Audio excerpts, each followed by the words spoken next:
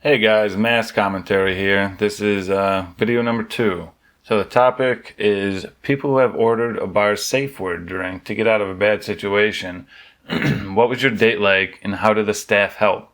Posted by deleted.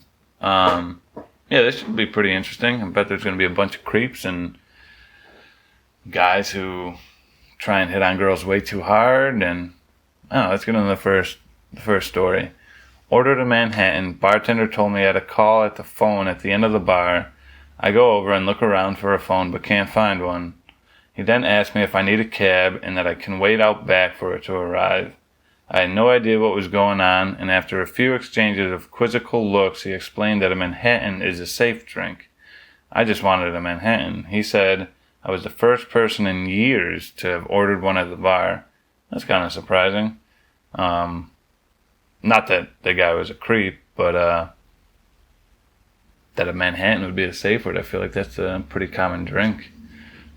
Or maybe not. I don't know. Maybe I just know a couple people who that's their go-to drinks, and that's why I think that. But good for that bartender to actually recognize that, especially since someone hasn't ordered in years, for them to know that and remember that. Good for him. I've experienced a bartender hero before. Out with a friend in DC, guy comes up, stands way too close, introduces himself, and shakes my hand way too hard and way too long. I had to actually pull my hand away and he kept the grip.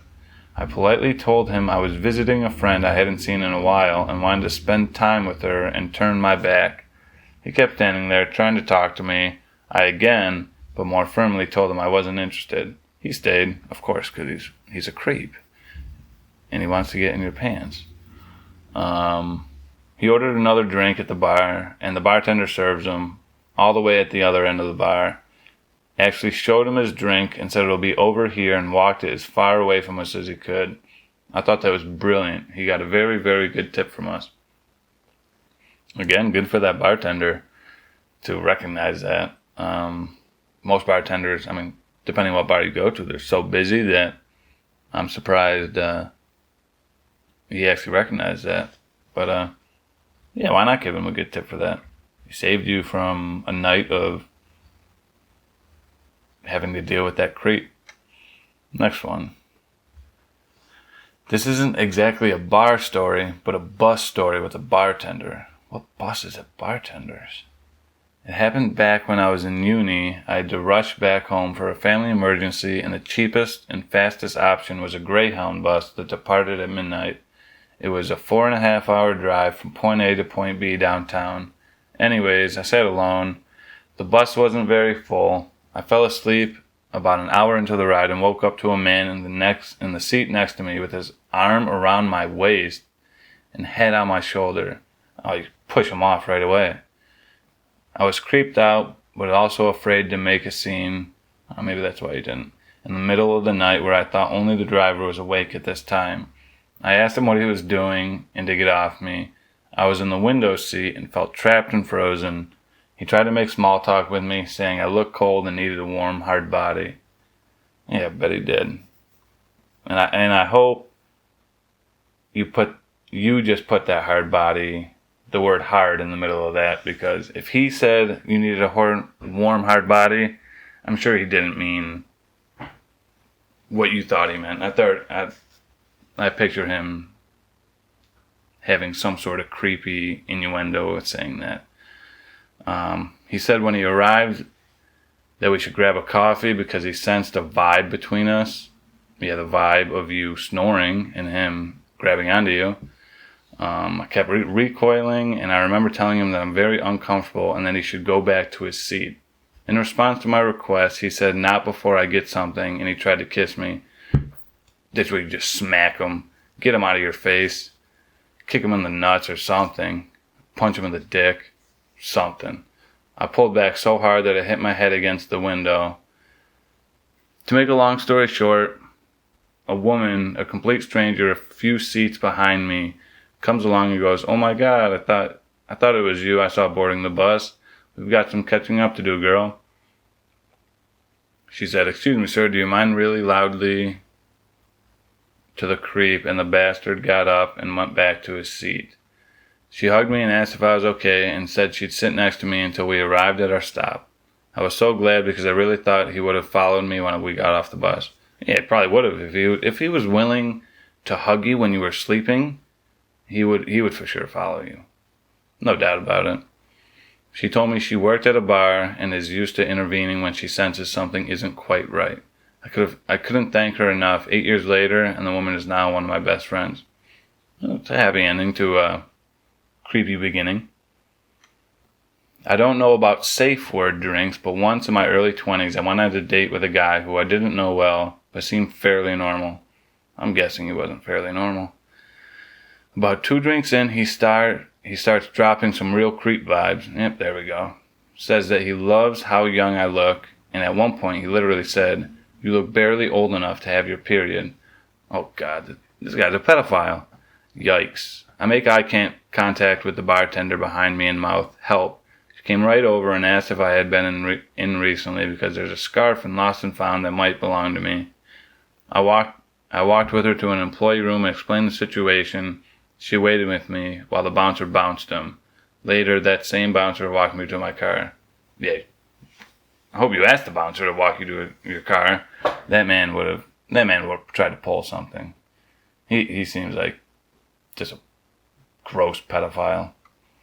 I went out on my own one night and was having a few drinks at a local pub. I had just moved to the area, so I didn't really know anyone. That could make for pretty awkward situations. Just being there by yourself. Guys just tend to be creeps, so yeah, if you don't have any backup, that's tough. A guy sat down next to me and was chatting. That's the start of it.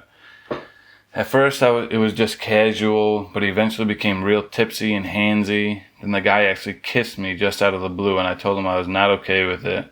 Again, like that other story, you just smack him in the face, pull his chair out from under him, make him fall, make him embarrass him. Then he'll definitely leave if you embarrass him. He said I was leading him on, which was not the case at all. He got angry and stormed off to the washroom. This can't be from the U.S. We don't call bathrooms washrooms. I was feeling really uncomfortable and unsafe. I didn't know my new neighborhood yet. Oh, yep, there you go. You can tell by the spelling of neighborhood. Probably from England, somewhere overseas. The bartender saw that I was feeling off right away. He didn't even know me, but could tell. He asked if I wanted to be shown out the back door and if they could put me in a cab home so that I could go without the guy following me. They even paid and apologized that I felt unsafe at their bar. I was totally blown away. I would totally go back there and feel completely taken care of. So, you haven't gone back there then. Because if you said you would go back there, that means you haven't. So, you're probably best just stay away from that place. I had a creep corner me in a bar once and tried to stroke my thigh. A dude I never met before came up and said, "Hey sis, I've been looking all over for you." Put his arms around me and walked out. "Thank you so much, stranger." Yeah, good for that guy. Just like all these bartenders, good for them to recognizing all this. If a guy came up and put his hand on my thigh, speaking if I was a woman, but again, punch him in the face, kick him in the dick, embarrass him, ruin his manhood, and then they'll never do that again. And then other men around will see what you did to them. They won't pull that shit on you. So, intimidation is the way to do it. But I once got hugged by a random girl sitting at a bar. Boo-hoo. Who whispered in my ear, or actually talked normally. The music was loud. There you go. Pretend to be my boyfriend. Okay, so she was in the awkward situation. I grabbed her on the thigh and yelled, "Honey, I've been looking for you." The guy who hit on her gave me the sorry and had no idea it was your girl look, and then she asked me to dance. She pulled me into the crowd and we danced for like 30 seconds. She gave me a smile and she left. Never saw her again, but I felt like a hero. Very small thing, but I felt great. Well, that's pretty cool. At feel like most guys probably, actually no. Again, guys are creeps. If a girl says it to her, of course they're going to. Surprised I feel like most guys would have tried to go further. Like, hey, I did this for you, do this for me. Not saying that it should happen, but I wouldn't be surprised if a guy had tried to do that, had tried to pull that. I had a similar situation in college. A creepy guy followed me around a frat party all night. He was in a history class with me, and all night he kept trying to push himself against me or stroke my hair and neck. I was backed into a corner by a door, and I grabbed the arm of the next guy that came through and asked him to pretend he was my boyfriend to escape. He played along, and he kept the creeper away from me for the rest of the night. So much appreciation for guys who are willing to help me out or help out in these situations. My fake boyfriend became my real boyfriend, and 8 years later, we are now married. Wow, good for you. Hey, look at that. If it wasn't for a creepy guy trying to hit on you, you wouldn't have met your future husband. So, turns out that was a good situation for you to be in, unfortunately, but worked out for the better. But yeah, I mean, guys, if you like that's all for this video. If you guys liked it, please comment, like, subscribe. Stay tuned for more videos, and hopefully the next one will be out shortly. Thanks, guys.